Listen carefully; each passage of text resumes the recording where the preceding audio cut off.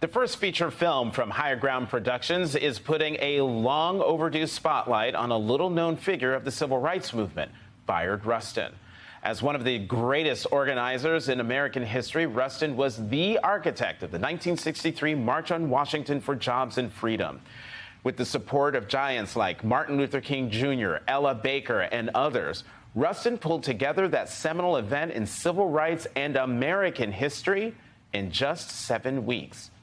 But being an out gay man in the 1960s made Rustin a target of the FBI and some of the old guard of the movement, which meant Rustin's work was often done behind the scenes, his contributions later left out of history books until now.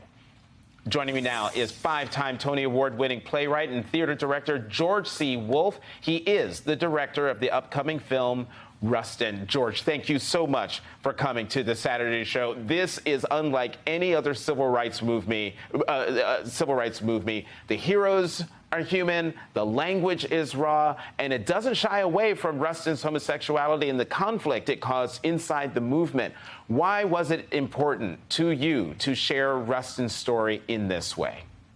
Because one, he's an astonishing human being, an astonishing organizer, an amazing American, but also what I really want to show is a man, though exceptional, was also human and had frailties and had fears and had magic and possibilities, because I want to serve up as an example that ordinary people are capable of accomplishing extraordinary things. You know, actor and Emmy winner Colman Domingo plays Rustin in the film, his first leading role in a feature film. I thought he was perfect as Bayard Rustin. Why did you think he was the right actor for this role? Well, because I think, one, he has extraordinary charisma, as did Bayard Rustin. He's a very smart, intelligent actor, as was Bayard as a human being, and he's got a very commanding energy, as did Bayard. So so there were so many qualities that just seemed right. And I thought that he could capture effortlessly a lot of the qualities that Bayard had naturally. So you didn't see the effort of him being charismatic, or you didn't see the effort of him leading. He just was a leader. Right, and in fact, after I watched the movie, I texted Colman and I said, he was so good, I forgot I was watching him. I thought I was watching Bayard Rustin. So, as I mentioned in the intro, George, this is the first feature film of Higher Ground Productions, which is the production company of former President Barack Obama and Michelle Obama. What role did they play in helping to get this film made?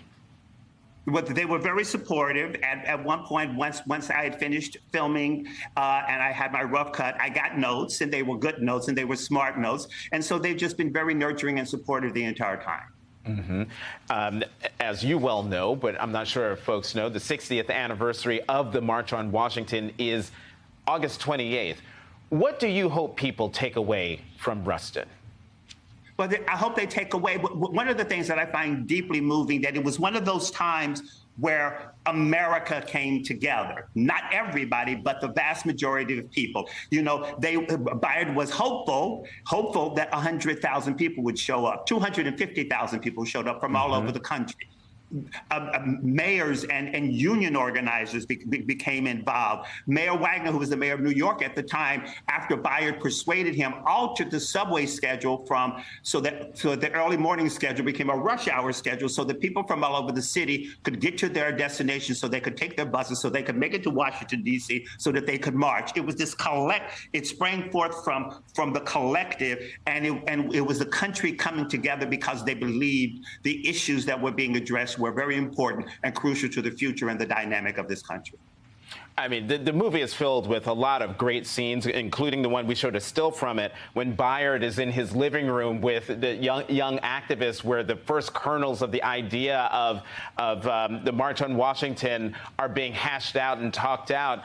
But honestly, the most powerful scene in this powerful movie is in the last 2 minutes. And I am not going to give it away. You just have to see the movie when it comes out in November. Rustin will be in select theaters on November 3rd and available for streaming on Netflix on November 17th. The great George C. Wolfe, I cannot thank you enough for coming to the Saturday Show. Absolutely. Thank you. Thanks for having me.